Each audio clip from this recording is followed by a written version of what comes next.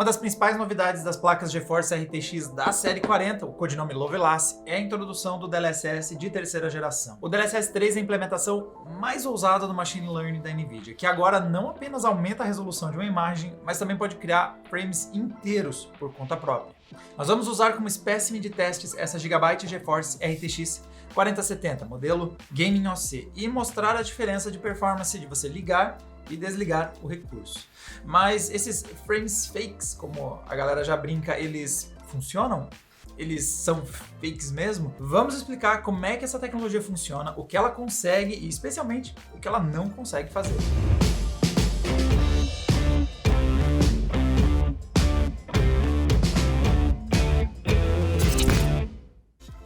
Para explicar o DLSS 3, a gente precisa dar uns 2 passos para trás e explicar o que é o DLSS e até como os frames, na verdade, são feitos. Então, vamos começar lá do começo. E o processador disse que se faça os frames. Na verdade, é porque os quadros nascem dos processos chamados draw calls, ou como a gente vai traduzir aqui, de forma livre, o chamado do desenho dos quadros. E isso parte do processador. Nessa fase inicial, o processador vai fazer vários dos seus trabalhos, como física, inteligência artificial, tudo da geometria, e manda todo o material pronto para a placa de vídeo começar o desenho do quadro. Com toda a parte de CPU pronta, é que a placa de vídeo começa a sua parte do trabalho, fazendo todas as etapas do shader, traçamentos de raio de luz e tudo que a placa de vídeo faz para trazer os pixels e a imagem final na sua tela. Aqui vem um ponto importante. A impressão que dá é que um frame levou 36 milissegundos para ser feito. Está somando ali o tempo do processador mais o tempo da placa de vídeo, surgiu um quadro, 36 milissegundos. O que faria esse game estar rodando abaixo dos 30 FPS. Mas na prática o que acontece é, enquanto a placa de vídeo está ali fazendo o frame, o processador já está trabalhando no próximo quadro de forma paralela. Quando a placa de vídeo finaliza um quadro, ela já tem os chamados prontos para o próximo frame, então ela já começa a fazer o novo quadro, né? Claro, nesse nosso exemplo hipotético, porque nós temos quadros a cada 20 milissegundos, que é o tempo que a placa de vídeo está levando para fazer um novo frame. Ou seja, nesse nosso cenário, esse game está sendo limitado pela performance da placa de vídeo, ou como a gente costuma ver, sendo chamado de GPU Bound com frequência. A gente escuta ouvir muito esses termos em inglês, porque no PC Gaming a gente adora usar inglês para falar as coisas. Agora vamos enfim para o DLSS, mas vamos começar com o DLSS 2. Ele atua possibilitando que você reduza o tempo da placa de vídeo para terminar o frame, porque ele reduz a resolução que a imagem é renderizada. Em modo performance, o DLSS reduz em 4 vezes a renderização da imagem, fazendo com que a GPU reduza em muito tempo que ela leva para fazer a sua parte do trabalho. Mesmo considerando que o DLSS em si vai precisar de um tempo, porque nós temos o aprendizado da máquina e o aumento da imagem para a resolução final, o resultado é uma redução bem sensível no tempo que cada quadro leva para ser gerado, e por consequência você tem mais frames gerados por segundo. O resultado é que nós temos agora um gameplay na casa de uns 60 FPS, já que temos aí mais ou menos uns 16 milissegundos de tempo necessário para cada frame, e curiosamente inverteu a nossa situação. Agora nós estamos presos no tempo de render do processador, ou seja, agora o game é CPU bound, com a placa de vídeo ficando ociosa e tendo que esperar a parte do processador ser feita para começar o trabalho do próximo frame. E agora vem, enfim, os 2 passos para frente de novo, chegamos na etapa inicial. Se eu quiser mais frames que isso, chegou o momento do DLSS 3 brilhar. O DLSS trabalha criando novos quadros entre os quadros gerados da forma convencional, que é essa que eu mostrei para vocês. Ele pega informações de um quadro que foi recém-feito e usa o Machine Learning e cria um quadro intermediário entre os 2 quadros que vão ser gerados pelo próprio motor do jogo. Com um cenário de quadros novos a cada 16 milissegundos, o que ele vai fazer é inserir esse quadro gerado via Machine Learning ali na altura de uns 8 milissegundos, criando uma interpolação e, na prática, em teoria, né, pelo menos, a gente imagina que ele vai saltar para 60 para 120 frames, já que nós temos o dobro de frames sendo gerados, ou frames gerados na metade do tempo. É aqui que entra na nossa discussão dos frames fake. Ele realmente está criando quadros que não são do motor, mas ao mesmo tempo ele está usando referências, está usando tecnologias para tentar acertar algo que eu definiria como um palpite instruído. Pelo menos. Ele possui a referência do quadro anterior e sobre ele usa um recurso chamado Motion Vectors, ou os vetores de movimento. Ele entende para onde as coisas vão e com essa progressão ele pode ter uma estimativa mais eficiente de como as coisas vão se mover no próximo quadro, além de usar o aprendizado da máquina para criar um quadro consistente final. É aqui que surge a limitação dessa tecnologia para as RTX série 40. Mas além dos Motion Vectors, entra em ação uma outra tecnologia nas RTX 40, que é o Optical Flow. Ele combina as informações do Optical Flow com o Motion Vectors para determinar para onde os pixels estão indo. E é aqui que surge a diferença entre a série RTX 40, que tem mais hardware para lidar com o Optical Flow, versus as gerações anteriores e, segundo a NVIDIA, é por isso que placas RTX 20 e 30 não conseguem lidar com essa tecnologia. Em teoria, elas não entregariam o quadro em tempo hábil por falta de hardware especializado para lidar com o Optical Flow. Então, a NVIDIA já possuía instruções em hardware, possuía recursos em hardware para lidar com Motion Vectors, mas ela precisou introduzir muito mais dessa tecnologia, muito mais robusta, essa mecânica, para conseguir entregar um quadro em pouquíssimo tempo. Então, em teoria, uma placa da série 30, série 20 poderia fazer o DLSS 3. O problema é que se ela demorar muito, como vocês viram, os timings são muito apertados. Se o quadro não ficar rápido bastante, isso não é viável. E segundo a NVIDIA, não é viável. Exceto se for uma placa da série 40 com um hardware especializado e com performance bastante para lidar com esse tipo de ação. Bom, e qual é o resultado de habilitar a tecnologia? É hora então de nós sacarmos a Gigabyte GeForce RTX 4070 Ti e dar uma olhada nesses testes.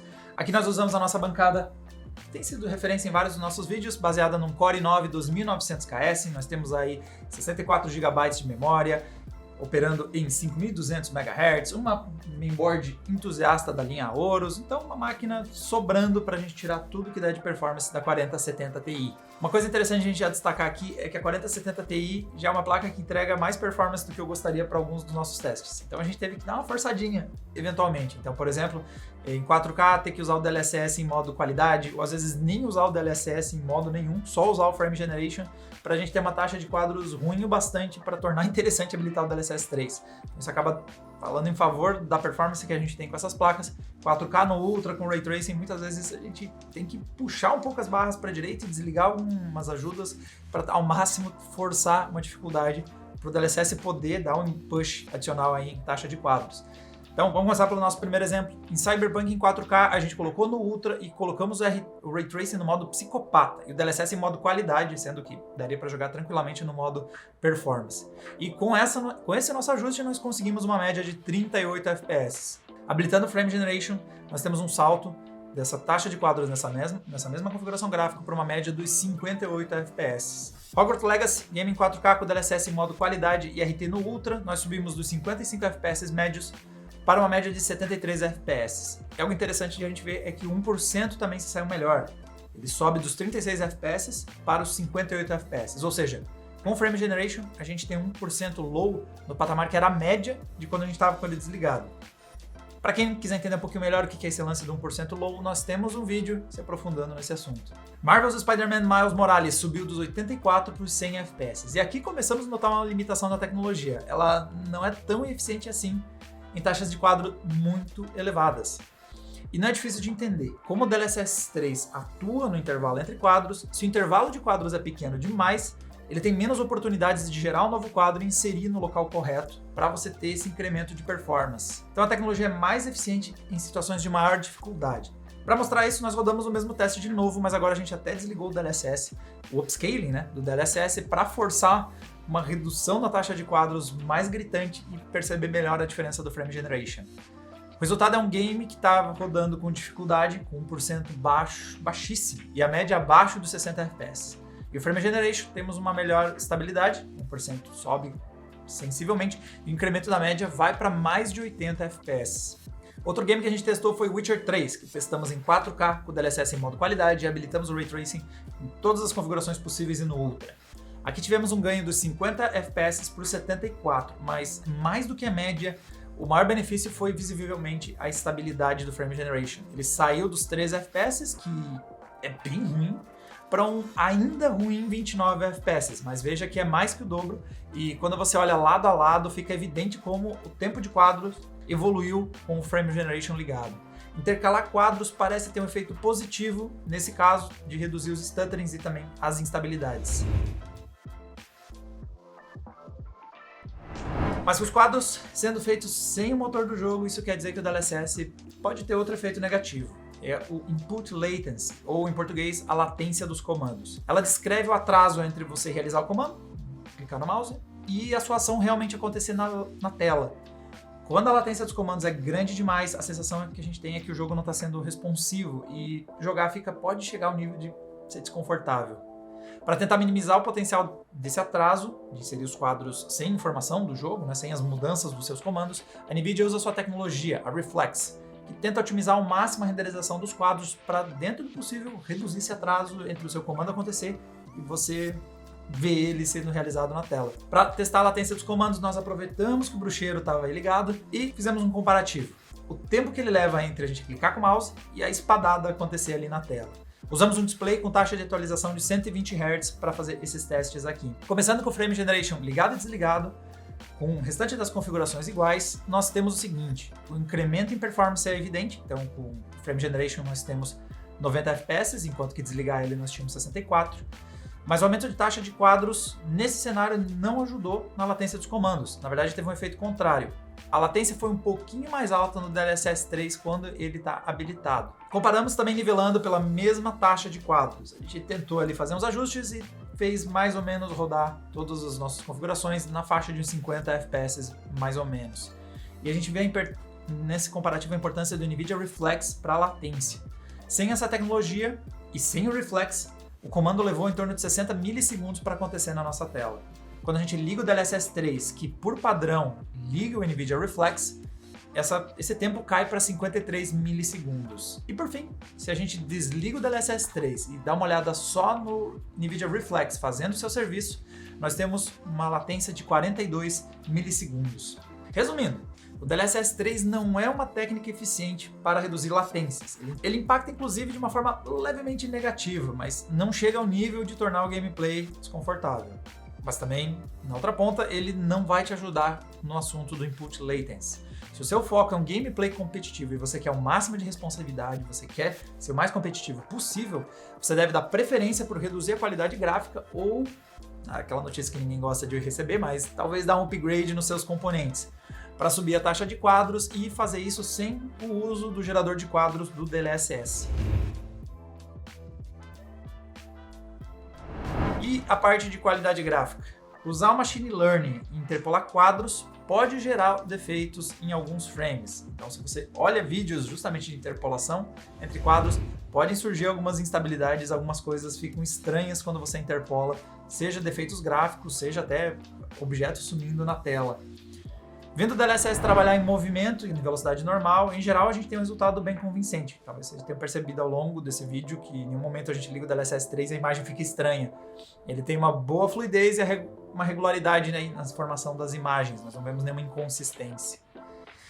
Mas se você puxar a lupa e colocar a coisa em câmera lenta para olhar a sequência de frame do motor gráfico, frame do DLSS 3, frame do motor gráfico, frame do DLSS 3, você pode perceber algumas imperfeições.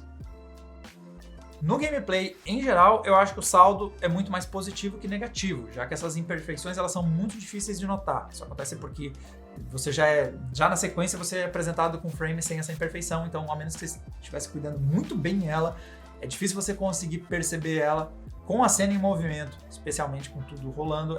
São imperfeições que são perceptíveis só se você realmente fica frame a frame observando elas acontecendo. Então, no fim das contas, a maior parte da imagem ela é composta de acertos. A maior parte da imagem tem se saído bem, mas é bom estar ciente que habilitar o DLSS 3 pode fazer aparecer alguns artefatos, e aí depende do seu olhar de lince para pegar esses pequenos defeitos que, assim, jogando eu não consigo perceber. Eu noto depois, olhando as capturas com paciência e avançando frame a frame.